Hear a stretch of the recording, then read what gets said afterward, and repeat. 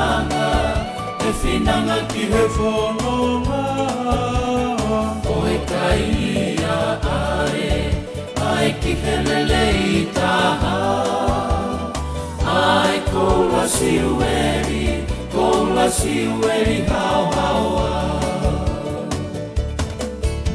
Samone tele anua mo kaha. Koe fare oe fare mama. Ai fai mata o tau ataina. O pukei manomi e lau i kuonga. Ta'u taha hiwa whawhitu e nau pukei tu'u. He tikai peke ngalo koe i hei kumanatu. Ai tonga hai whai anga oe lau kau. Ho'oto o ngā kuo, malame loto ia te au.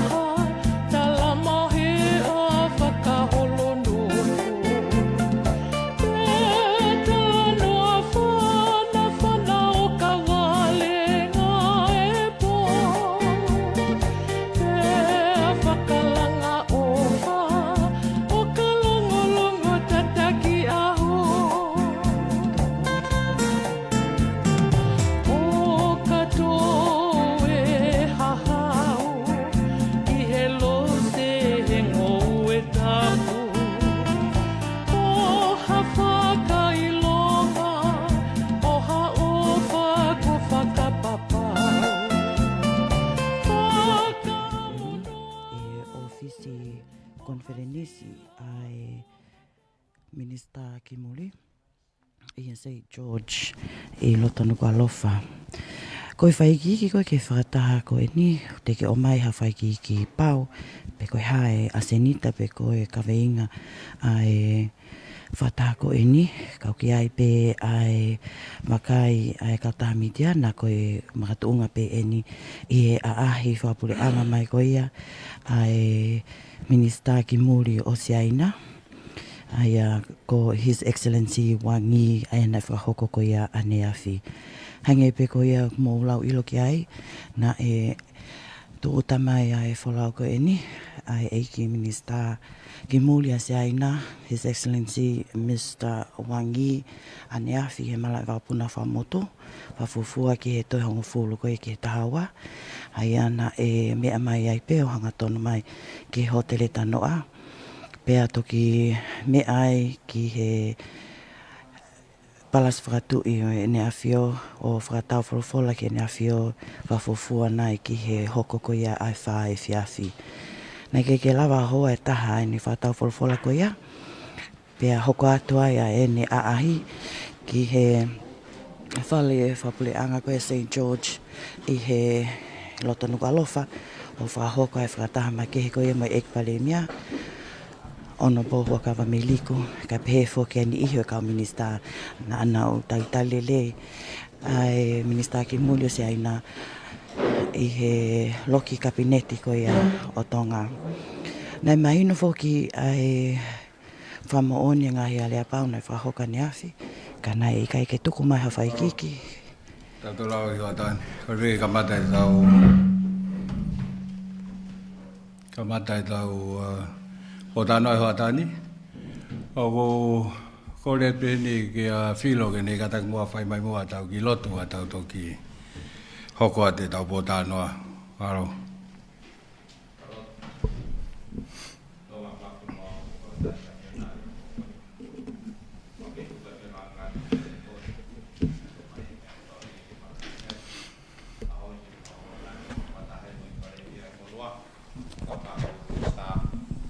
Matala noa pe ngai ka venga feunga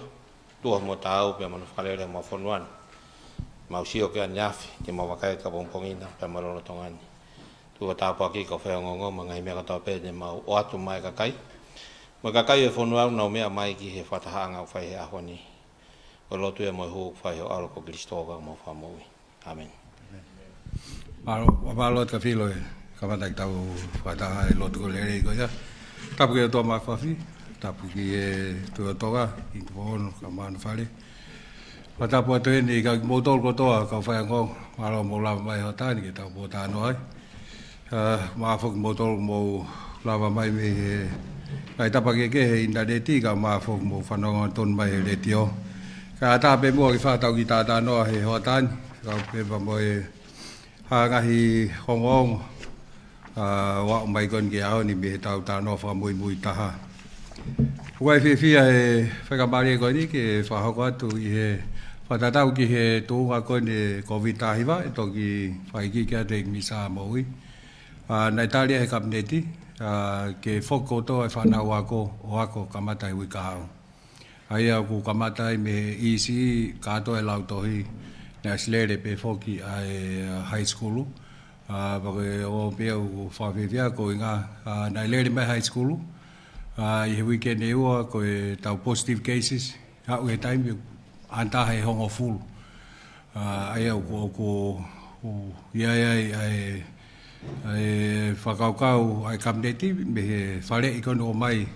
me he NEMC mo potwai mowi o ku sisi wheunga ha risk pia mo ha mea teni ala tau pehe te ala kake ai positive cases pia ku tali ai ke whoka toa e ako kamata he monite kahau. Hage pe ko ia o ku na mo mao i he press release na e whahoko atu pa mo e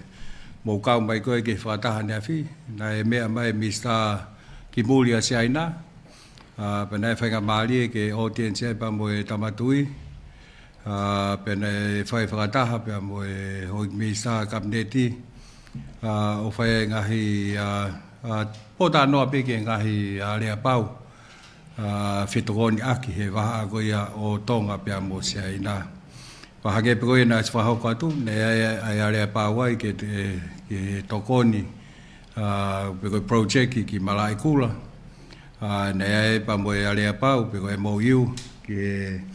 toe whalere ange ai Fekau'aki he tawhaaki kone blue economy pekoe tawhaakai ki ngata pengo ue kai tawhaakoe ni o se ni. Iai mo MOU ki he tawhaaki kone o meiteki, ke whaasio ki ngai eria koni o ngai whatamak whakanatula mo Fekau'aki ko ia. Pea mo whamoni pe mo area pau ki he ngahi mea ngā ue ki tokoni ki he kastomu i hono skeni pe hono wakai i ko ia o ngahi container mo mea kuhau koni i wafu. Nei toi ai whuk pea mo area pau e taha nei kau mo e whamoni ko ki ai ane awhi. Ko ai ha lepe ki ngau e koni e fingerprint mo mea ke tokoni ki he ngau e kau polisi tau Whiropen kau e ne tokoni lahi. Tatau pe mo mea ngau ki kastomu ki he illicit drug pe ko e whai Tongatapu. Pea mo e tokoni pe me he wahe taha o se aina ko Kwangtong. Aine o ku teo mai ai palau e tau noa, misin waka e ua noa mo i wala mea pe he. Ko tokoni mai ki he recovery pe ko e whaakeake koe ni a Tonga ni. Ko mea pe taha ke whatonga i pau ku tonu pe ke toi mo whakahoko atu pe, ai osi koe ni ai tae tute mo tae taxi. Ai tokoni koe ni nai mai koe ni Fekau'aki pia mo tsunami, osi ai awha osi o sune. Ke whakamahina o pe, koe aha peni nai whai mai pe ki ai e tā noa pe ki mua. Ka koe whakamanatu atu pe, koe ngahi tokoni koe ia, ai koe tae tute mo tae taxi. O osi mai ke aho tolu noa sune. Ma te tukon ke mi Samoa. I ai pia hane mea at Fekau'aki, pia mo e COVID-19. Ia malopito e Palemia pia ko le peke u whangate e tala whatapu kakato ne kamata ki e konferenisi ko ia o e whiawhini. Pia ko ki lawe no an peke e tunga koe kuia COVID. Malko mea i pea ki mo tolu kau Faiongoongo ka ma e kakai Fonua. Ai tuunga whawhie maari e ke potu ngā ue. O kua ki ai e tunga koe COVID tahiwahe tainimi. Hange koe mea i Palemia, o sia e ngai foi e tolu ku ilalo e keisi ia i he hongo fulu. Pea laulu malo ka weekend e wha pe nima, i lalo e keisi he te au. Ai oku he tunga whawhie maari o kui ai. Ko e aneafi ko e keisi e tahanima positive nai mau. Ai ko whakatoa e keisi whakatoa ko e talu mea ulaki o February. Ko e keisi e tahamano tahafe fitungea o nima fitu. Toko tolungea o fitua pe o kei active cases. Mo whatonga pe ko e pekia ko ia i he COVID na e tātaha mai eni he taula i he ngai mahina pa ko wau mai ke hauni ko Tongatapu fine ekta o walanga fultupu iai pe ngahi fōtu ake ko e tau malu i o ku ke i tu mau pe tosi ulaki e hi wataha tosi ua pe sete ni mavalu e pusta pe ko e huhu ko e longai whanau ta unima koe ke tau tata pe sete e whaano ai kui he tunga whawhia maari mo whatoka ngai ango mo tolu koe nai positivi ke tatau pe longai whanau ka mai ka kailalahi tau tahua ki o lunga e ose mahina tonu pe toki whakahoko koe ai ngahi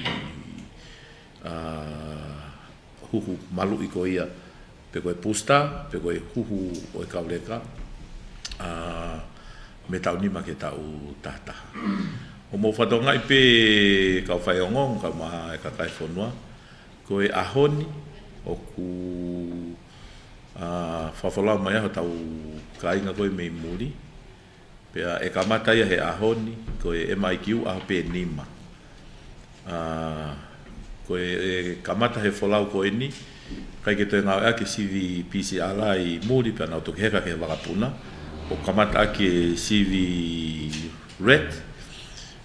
hou e wafa, pea nau toke heka ke wakapuna o folau mai. E tok whakakata ngahi CV ke heia i tongani, mo Fakataha ki nau tolu. Ko e wakahoko he aho tahaono, aia e whaipe mea tatau, pea whakanganga ka pau e whawhia maria i petunga kui ai. Ko ne au koe ke aho tolu noa koe o sune,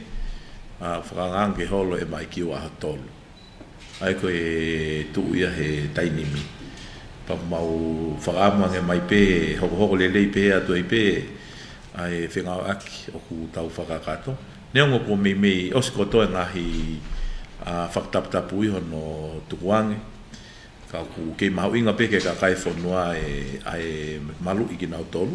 Tu e mask, tau he wā mamao.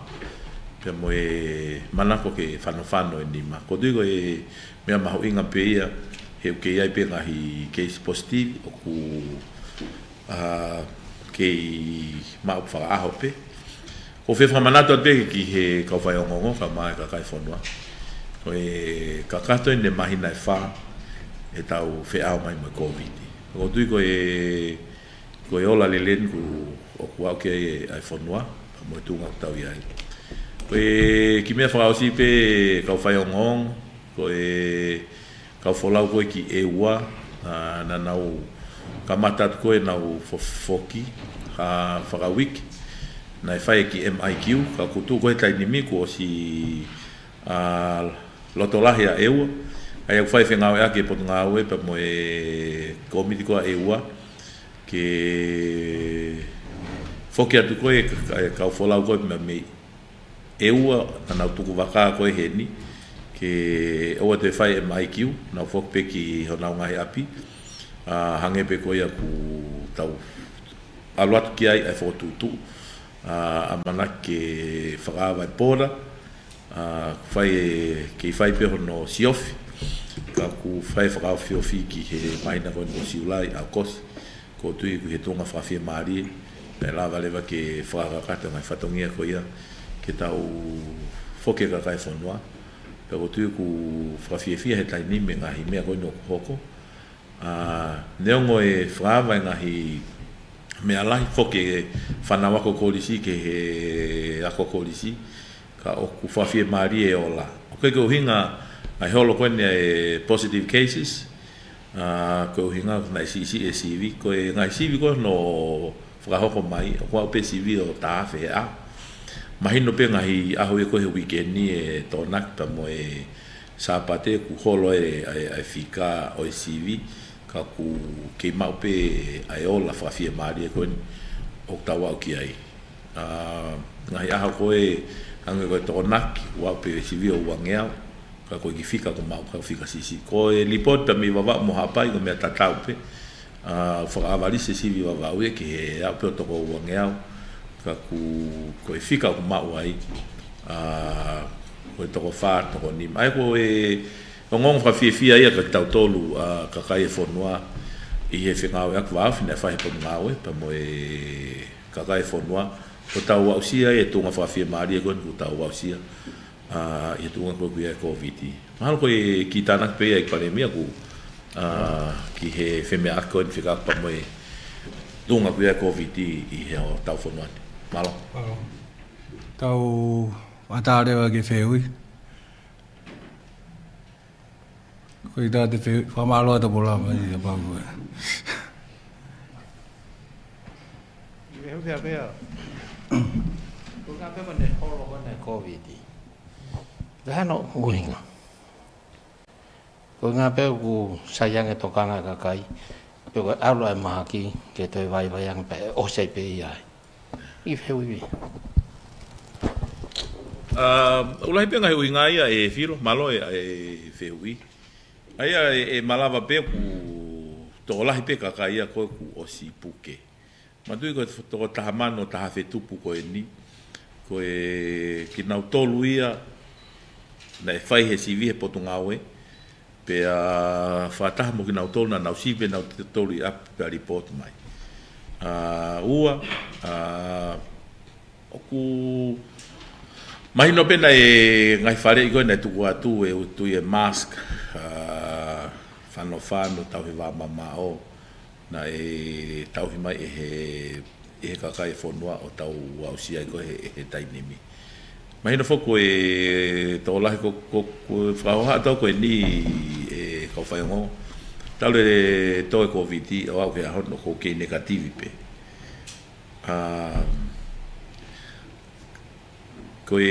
tau huku malu i ko se mahino pe ki nau tolu ko se au ko pusta e iai e peseti a nau tolu e lava pe ia ke ne malu i ki nau tolu o kai ke nau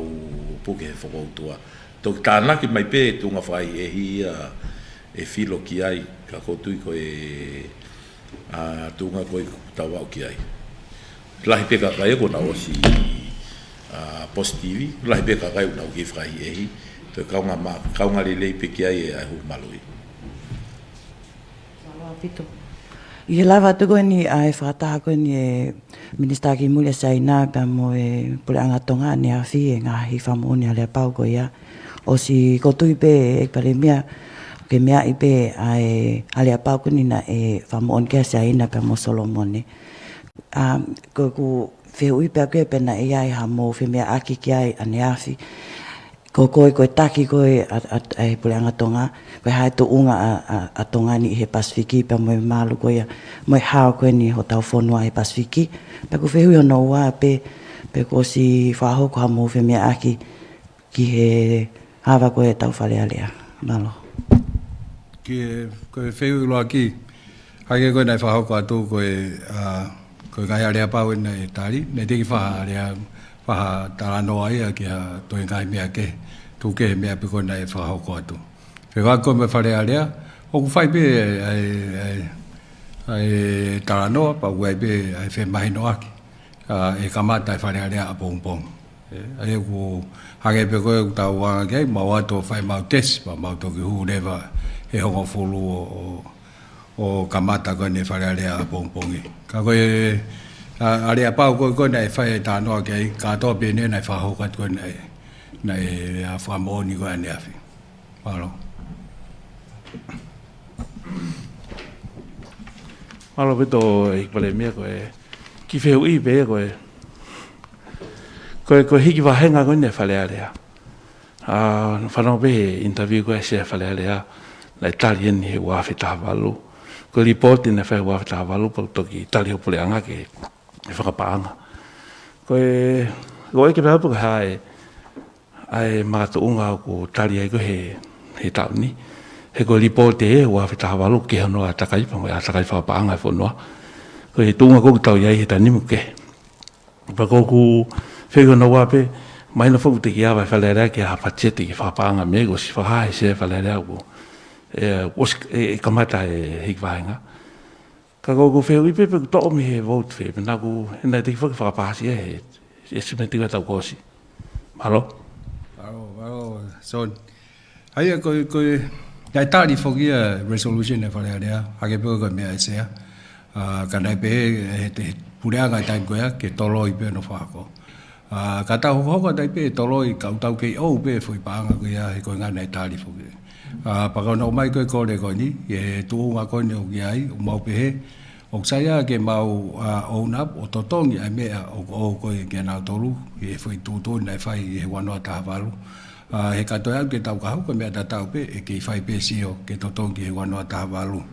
Mea koe ke patseti o koe mea anga mahin pe ia he pureanga wai ngai seniti e lawa whamore ki ai. Hake koe wāhinga moe mea pe o ko kai ke pe ia e toi whimau hapanga fo koe panga pe na stari pe koe panga fiha ke sarari o paulawa o accommodate ai pe lawa ai pe totongi pe me ai. Hake pe koe nana mo whemea ki koe moe se whanea lea. Te Moimoi atu pe wheu i aso ni Fekau'aki mano tali koe ni e wāhinga. Ko mea lele e hiki wāhinga. Ka ko whehu i pēhu ia pena me lava ke toi tolo i atu. O ngā ki he tau who'o, ko ngā koe tuunga koe na tau i ai. Ia paro, Meret, tu foi ta ni mi hange ko Moimoi o ko tola he ka Fakataha ko lockdown ni ko tsunami aya ko me ta hap te mau tu fa pa pe ko ma wange ko nga na fa ko na fa tongia I he fonga ko hiki na va nga ake ki pese te fia ko na ai e hange ko mo iloi o ku e mo fo tu a pule nga ke hik pese te tol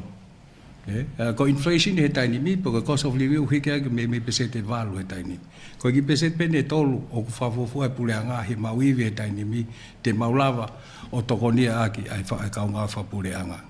ai ka ko hinga pe time ta pe hanga ulan nai e lava pe o adu panga te au kon to tong ui la pu ha pe ko mau hanga o ange fa ta tau ke na fa ho ko fa tong ia he tu ni na estali I wa no ta balo malo e Palemia ko Moimoi tai pe ko e me le fa ke wanga ga la Amerini ko ku fehui pe ku ia mai no fa ko e time panga ta ai tata te fito ko report ko wa fita valu ko ke ko report pe pa ko na stale fa le ya ko ku feu ya ko tata te fito ke fa me Eiki Mr. Moimoi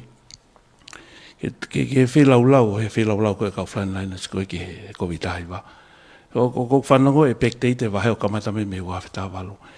pe te mo ki lava fe lau ko nga ko tau fe tonga fa ta ko we Fonua ko tu na stale te fe ko ni pa mo winga ko na fo tu ai fa le o ale pa ko tai pe ni ang mau pe o sa ko to ta ni mi he ke yo pe se ni dia ko he ta ho ko mai ko ta ho ko mai ko tai me lu fi ma wai ta pe ko nga ta pe ko nga fa le ka ko nga fi tu ke o ga se ni ti o ka na to ko nga ko tu na fai I wa no ta ba ai ko winga pe ke to ne ke na to alo chon ho ka ta ke ka ta fo ko mai cái đó phải cái đó là phải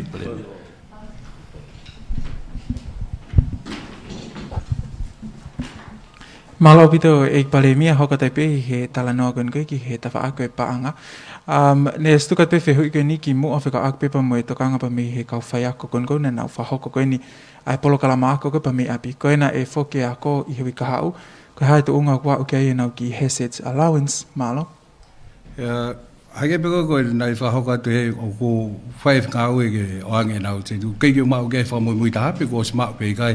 ka hage pe ko ta le ko na tu he o ko he over na pa wi o lu ngai he na fa to ya nga ma he ni e na to le mai o hiki por ka ma ke e ko na fa to ya na to ke te I mo to nga e fa na lo ke ko ka to ta na mai na fa to ya ko ko tu ta o ton pe ke anga na ki se ni tio ki allowance ke whaka ilonga e ki pēna o whaiwhatongi a koe o mai ko toi kau koe ne ti o mo mea.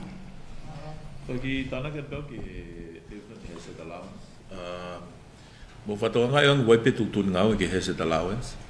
O kai ke ave ko toa pe.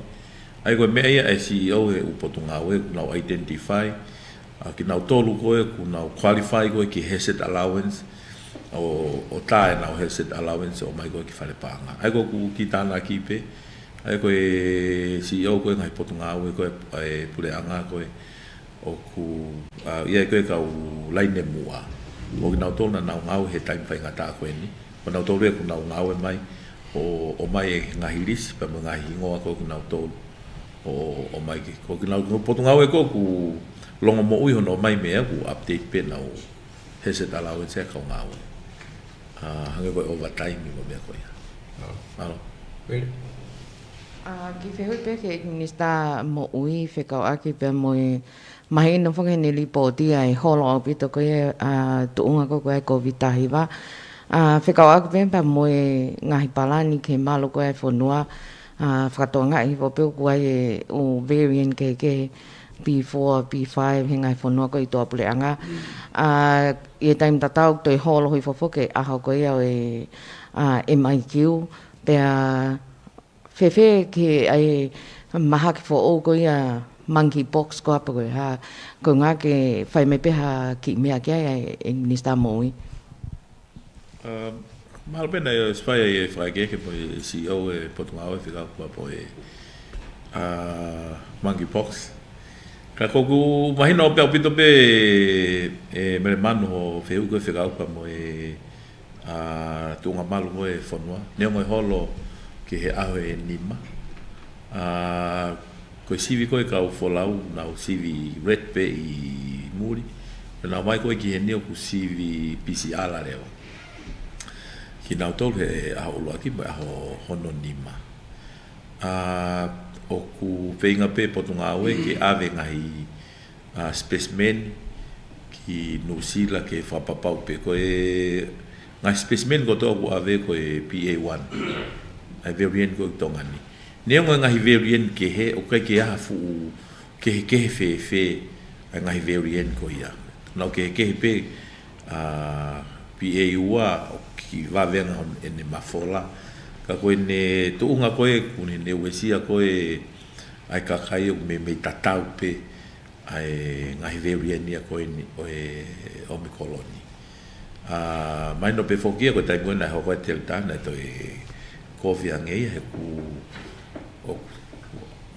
nga aure teltai a wesia mama o me koloni me ko konga pe ki o lunga halanga manava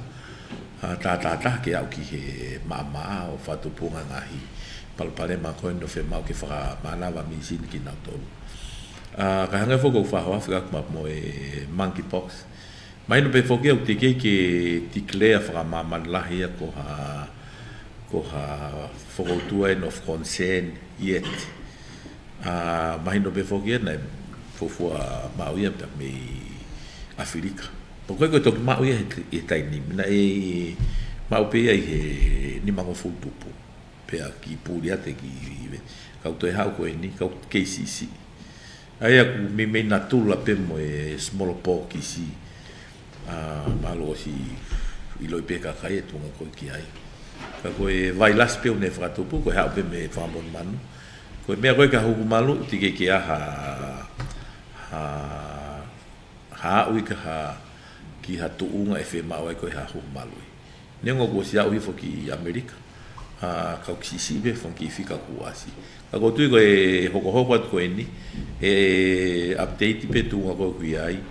pe to ku sa concern me ka ta mo ya mama ni pa ngai u Fonua ke fa ha to kanga make ki ai ka ko tu ko tai ni mi tau no fota pen e tu ko ku ai covid ai Kata pe Palemia ka patu ki furi hatu fe ui mau hala be fa ya. Ko inga fo ko mo tolu pe na mo tali e ki wa he nga he wa fe ta walu. Ko mo tolu pe te mo te lava liliu I he wa fe wa o Fakataha ki he tu kunga e aho. Ko wa fe ta walu e ko wa fe wa en. Mo tunga ko nu tau yai. Ko sio ki pe te mo lava pe fa le o te ki Fakataha ku tau he ko tunga nu tau yai. Hau kwangu ki whakawawawai tau hiki wahenga kai tua ia wai tau whalea. Tata e bea sau dea pai tō liriu ia he hua koe ni. Ka una eswai whai tū ni he wanoa tahawalu. Wangu au ia o mai ke tainip. He koe bea pate tō whotu ko whawonga ke ne whotu I whalea rea ke toi ta ofi pe. Ka koe tū ne ne whai he wanoa tahawalu. He kai ke tau tū whawok tau tō luia. He na eswai he wanoa tahawalu. O au mai ke tainip. A pate whotu koe ka taha ke ne hanga o haki whalea rea ko tui te mau whiawhia mau tō luia pe koe. Hae tō kunga ia rea koe ia. Ka koe uhinga pe nia. Ne whai e wanoa tahawalu, pa koe mau tarawa fua mātou, mau e ki sen koe ni, o ange he ko taimeni, whia mau e kakai e nau ki sen ni, hange pe o nau lau, tau ki aha tūtū ni ke he e whare, koe bea ke he ia koe, tau whaongo pe ke, pe koe hai nau tūtū ni whai koe. Palo. Palo.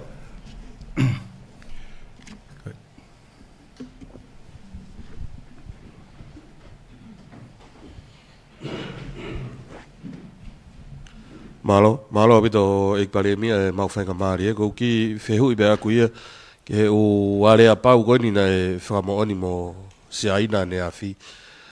koe mahino ho mea koe tokoni be ni a seaina o giai na ha whainga mea o whie mau e seaina mea tau tolu in return he ngahi tokoni koe ni Eiki Palemia Koe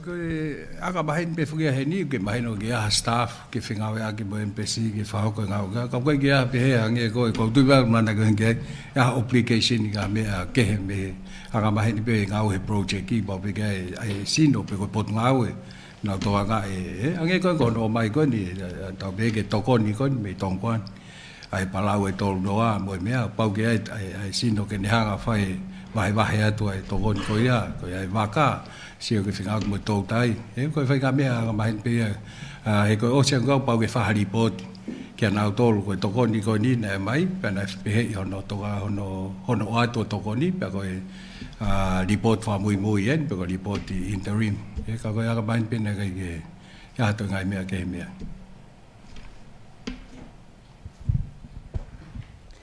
Malo apito e mau whainga maali e, ko le whamala ala penia pe mihe Eiki ni stamo ui.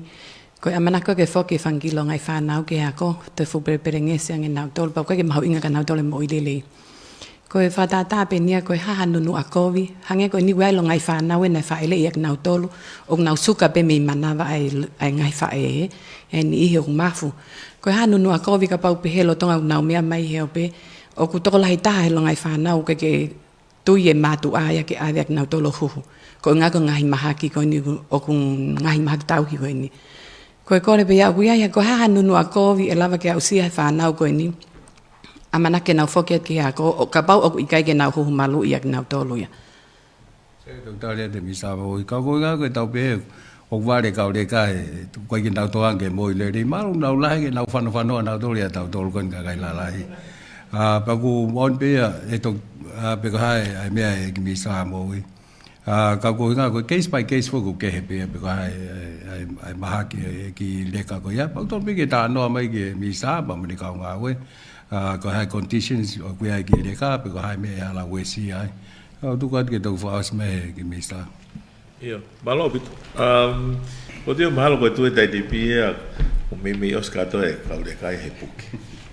ai ko na tol fo ki ko ku na o takai ne fai hono ki i sivi na autoria he ngai feitu na ilonga pe ne la tola he puke ka le koe pe koe fai le mai ha ki le kai a o suka pe ne fai pe i tonga ni o ta ke ya ha ka le kai ku na suka na e malava pe ka ku si koe risk koe ke nau toki suka na to na fulahi o kuiai ka pau e tai tokanga hanga koe ko pau fale mai hata ia ku makma o koe ke uhinga koe ne fae na makma ai ki le kai ai koe tunga koe koe tai nimi o sfai save ai UNICEF koe ponua ako koe tunga moi ono siofi u apiako mo tu ko lipot mai ko ni ko ke ngata pe he mateu ai ngahi ako ka ku e tunga whaka haisini ko e bathroom ko mea whanu mai o ku i he tunga whawhia maari ange ia he tainim no whawhehoana ki he kaha ko e pehe ko e risk ka ki nau tolu ko e ne kai ko e kehu mahino ko e longai whanau ala ki ai koe ke tau pe tau tolu mo fulu ki lalo o ki nau tolu ia nau mawe ai malo malu ni lava o whawhepaki ma mai whakautua koe te alo koe tau motua mo lahi ngai ko mo pititis ko ki nau tolu ia whaofa te nau whaofa koe he mea sai ka pau ne kai ke hu malu e tōta e malawa ke hango ni wawange nau puke pero pau e te nau puki o to e koviang e nau tolu ko po si malu ai ko tunga ko he tai nimi ke foko ki nau tolu es mahino pe ia ni to si te ke hu malu ka ku mahawinga pe fokia ke ilo ka me ho ke fitu ta ke potunga mo ki han mo ilo i vave o ki nau tolu ko ke ne ka visa e ke ma to ko nau consent pe nau to nga tau pe ke tō wha moe nā whanau, ke nau whetū taki mai, ke tā noa i pe e ala wesi a pe i kai, ai tō wha koe, tō wha moe koe nā whanau. Ka whenau pe tau. Ka taki pe kau, taki hoka pe Palemia, ka weinga pe Fekau'aki mo kau wholau me isi ai nā pena e, ia inaha whemea aki o mo whemea aki Fekau'aki mo tau no koe me isi ai nā. Ko no ua pe pe, neke ke whemau he kau wholau ia ke whaiha Fakataha po mautolu, kau Faiongoongo. Aro, ki whakangua no, nā mau whahapi ki ai komite a togani, ki tau toto ki tau no. Ke pēa ko lea aki o kuai tau no o kuai tau o ke totong ke kakai kuai tau no ke ai paanga pauton ke tau fai ke tau commitment ko ia e nai fa hoko pe ki se aina o komiti ai pureanga ke totong e no pai kamata i totong e no ko fe i no wa e nai ko ui ka pe nai fa ata ke mo la wa ke he rocky konga ko oi Fakataha ko ane afi e ko ga ke mo ka mai he ta no ai ko ai magatu unga o ta no ai fe me a ke ko ni ai visa ba mo ko pe mo ale pau ko nai fai ke fe lotoi e ko ga fa mo ko na ai ko lau ai ga ale pau ko nai fai ke ai ta no pa nai fe lotoi ke ai o fai ke ma wa sign ni ko ane afi Ako ko sabi ko ako siya may kabutol. Mary? Fa Moimoi penia. Me pango pe ke hene minister ko na ke public enterprise ke tuonga ko kuya ko ni ta uhila. Talo ni spai ki sanuali. Hain ki me ku ke spai ki pe. Ko fe ui pe ko hai tuonga ko fa ho ko he pre anga hanga we ke solo va Palemia ko eni. Pe ko ua pe ke fatonga I pe na o si lili ma ko tau la no mori pe ko tau ke mori pe. Tau ke mori pe merende. Ai ke pe ko mori mama pe ko ke mori pe. Ko lan mata fo ke mai no ke to fe ma ma si mo me ha. Ai ko ke tau hi ki pe tau ki me ko ya. Fekau'aki mo press conference ko Australia tau fai tau press conference atol mo mi sta ko ya I a ho falaite ho ata falaite e ko ata ya ke fa hata la no ai pe mo ko hai ai me ko Fakataha ya ko ke ngo fu mo tole ki ai ka ko press conference ya ko fu ai ke pe ngai Fonua ko ni ai ngai visit ko no mai ko me ko ke uila te tok fa ho ko ta he falaite ka te Moimoi ya nge ai me ko ke uhila ai tokanga ko ni ke olunga pe na lava ma fa matala o ko to imagino ange ke to ate e press conference ko ya malo son we kata pe Palemia fa mo pe fa fe we ko le pe ke fa mala ala mai na kumia we he te miniti ko e fa le wa fe ta valu na to ki fa ho pe ai hiki va hanga ko ni November pe ko te ma pe mo fe to ya ka isa ke mo me wa fe ta hi ba o Fekau'aki mo no fa ko va hai ai ko fe ui pe ko na mo fa le foki o ko ke asia na tali fa le na fa ho pe fa le a ko fe ui pe ko ya ka fa fe anga wa ta e lo yen e te fa foki ta u hi va nga o ke se a mo press conference fa ta ta ke minute na mai me fa le na tali pa na bon pe na mo ya pa na hi ni mai pa na mo hi ni mai pa na tali wa no ta ba lu ke pe ko na fa ho ka to se ya ka na toloi mai me ai no fa ka ho ko ko nga pa ku te ha fe hu ya mo ka ta ke o fe tu ta ke pe ke se fa le ke ku ton ne ko ti ha nge ko na ke ko mi son we lo be ka u fa le a ko na ta ri be ai fo tu ko me report ko na ai sa ke pe ko toloi mai ni pa mo pe ke pe ya ai mai me o ke na to lu pe se tu ton ko ya ka tau hoko tu fresh i tau fa ba nga hoko malo ele fa mo pe Palemia ko Fekau'aki pe pa mo ya ko ko fa fe hu i pe me ma to pe ko te mi go to tong he puleanga o kamatalau me he tai mi go fo ke fa nau ki he ako pe kamatalau ya me he tai mi ko na nau a ko me api pe ko Moimoi ya tu pe ko nga ko Fekau nga fa puleanga nei pe he PSA o ke to e PST hi va Palemia puleanga ke va henga ka nga fa puleanga ka ko whakapapau I pe ia pe o ku hiki vahenga ko ia e kau ngau e ai whalealea o ku iai nai ha Moimoi a toai ha ki mea ofa ke kau ngau whapuleanga ko ia pe malo. Moimoi ai ha? Na nau pe ko nau kola ke I toa e pese te hiva. Ia halea pau e puleanga mo ataha ki a pese te hiva. Ko I whatatau bene ke iwi he tainiwi mo inflation, mo hiki ko e cost of living, o behe ai he puleanga, ke anga ki pese te tolu whatatau pe ke mau iwi he ko alake inflation ni whamui taha fit point walu he ko uhinga ia ko ke pehe ia waha mau commitment ke hiki pese te whiha ko whatatau pe nia ke tokoni ke kaunga whapurenga mo na ngai whamili tain whangata ko ni e hiki ko mau inga koloa ko mea pe no ulawa ko ni mau iwi he taini mi e pese te tolu patali atu na ko ata feu ia na yo koi malo apito Famole more pe Palemia mo mista Moimoi. So ki fe hui pia kia.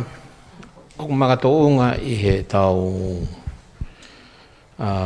pensini pe mo tau ti solo ko hiki pe ke mama fa.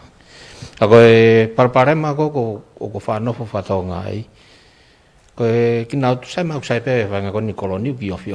ko fa nga ko na ha me ha ke pe mo hifo. Pe bulava e na tunga va e nga o carry e na mo ui e foi utu marga panga ni manoa ia na mo a pe ta de ha go me araki mo lai ne ko ia gumaha i o si e te ma ge e te o si pe ki panga ia wang ia auto ni au te o se wike ko le ko ku fe ho i pe ko ai ha mo Fekau'aki ke ta Hu'akavameiliku ko ia o nuku hinki ai Malo abito, kau fuki he talanoa mahui ngai e fito ko ia ke cost of living mo Hu'akavameiliku cost of living I loto koloni pe mo uta e unaki ke pe o se ko cost ia ko fe Fonua ki mai me ngai ha ke mo hifo ki malunga nge ki mama wang ai kau ia ngai tau be ngai sio ko ni ki public transportation na ve ma ke to ni ta fa ko ia ke ua e o mai mea lere ko toa pe ke ia e carpooling ia sio ke ia he Fakataha pasi at the same time pau sio foki wai ngai Fakataha pasi ia private sector na lava tokonia ki nau tolu ke lava o ia ha fo ngai e tau lava o holoki ai cost of transportation ko e pau kua pe mo sio ko ni e tau hala whakawakawa ko ni ke kolos ko ki haha ke o kai ke ngata pe evacuation kai whole transportation cost whole ko emission ko ni tau whalau ki climate change mo wala mea le pe he kau ku o kai ke pe he o ku tonga ia e whakau ko ia kau ku hoko pe ta nga I ku wai ngai ta fa ke tong ke consider e kau ko ki me pe ni wala ma o he tai ni mi tau fito ke kau nga whalearea ko kau nga whapureanga ai mo I loi pe mal kau nga whapureanga to ko noa ko api taha mahalo to nima so mahalo to tol mano ke fa mano te nau benefit me ki hiki ko ni whatatau ke ki se niti o ma o ko ni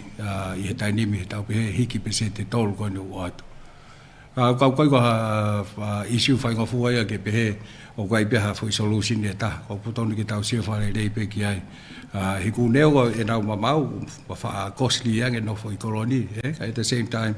tol pe ke tau sio na ta fo ngai ta hai to konia ngai ki nau tolu ke unique circumstances pe ko tunga ko nau yai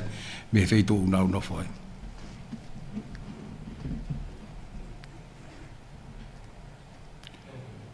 ko ta veo ya malo la ya tu malo mo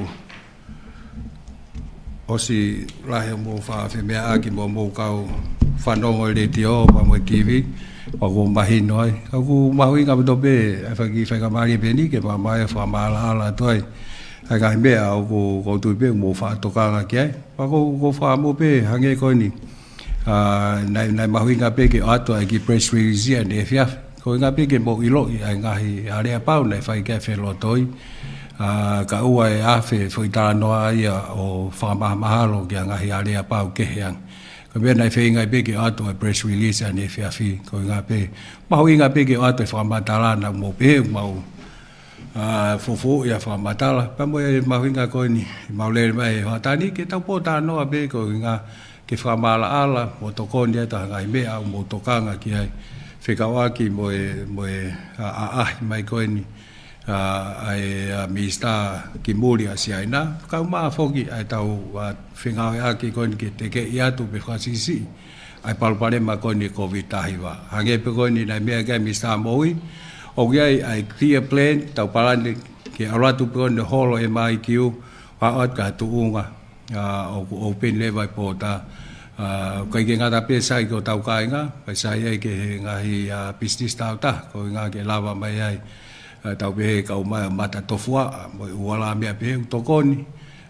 ke tau ta fa ki private sector pa mo ngai family ko now involved right ai ku we fi mo to ni e fa ka mali ko ni de ngo mal ko se na ke ta tau po ta no ke fa ai po ta no ko ni mo fa mo pe mahino to nga issue ko ni pa o ko fa mo ke mo foki ato fai fa po to no report ya to tau ai po ta no pa wa ha me ai fa po to pa mo ki fa pa mai ata ki ta fa ke ta ke o nga pe ke mo e ko fai ko fu a pe te al ki ta ya o fa kai ya te kakai ke na ai ma ngai viu ke ka ko mi ai ke ka ko pe fa po to ke fingai ke tola hi ho ka Faiongoongo e di expense o mo oni pa mo me ko ni o ta o spe mai no ta ta no ko ki ai e ko fa mo ia e ka Faiongoongo ke tau fingai a ki ko ya no mau ona o ta no a mo fifili ka pa wa me o ku kai ke fu mahino a ta be ta hai ngai pot ka o ke mo fe tu ta ki mai ki ai pe o ma mo fe o ki ai ko hinga pe ko tu to kon e tau fingai a ki to kon e tau la Fonua ke tau fai fa poto mo fai di poti ai mo oni ki he tau ka nau tolu ko na o Faiongoongo mai mo na falala mai ka mo tolu ke wangi ai fa matala fa malo nge misa ka ma misa ki muri pa go tu pe ma te tau to fi tau la le pe he a falai de e press conference ko o misa ki muri ko na Australia te me mai ko ni falai de ko fa o si pe fa malo at ben ke tau te fito ke pon nga mo i nga o no fai pa mo ta mo no at ke pon nga ko pa ma fo ke ma tu au na te te na fa na lau to hi mo early childhood kindergarten ni ke na fo ki ko to ko ki ha ko he wi ka hau ka ta fa os pa we kresta e si ko si fa ta mai fe la mali ma ni tu mo ya ma to lu ke na hi e fai pe ta ngata alo Pea koe lava lele ia e whatama ke he koe ni Eiki Palemia ono po Hu'akavameiliku kau mai ki ai pea mo Eiki Minister Moimoi ono po saya piukala i he ahonia whahoka 20 me St. George Building i loto Nuku'alofa ko kau whako whatongia koe e ahoni ko whatalevu tui fua ka pe whakalisia te tohi ko tupou lea mo alipate ki singa ko au Marian kupu ke tau fokia he ki he Vikilani House malo apito kwaneti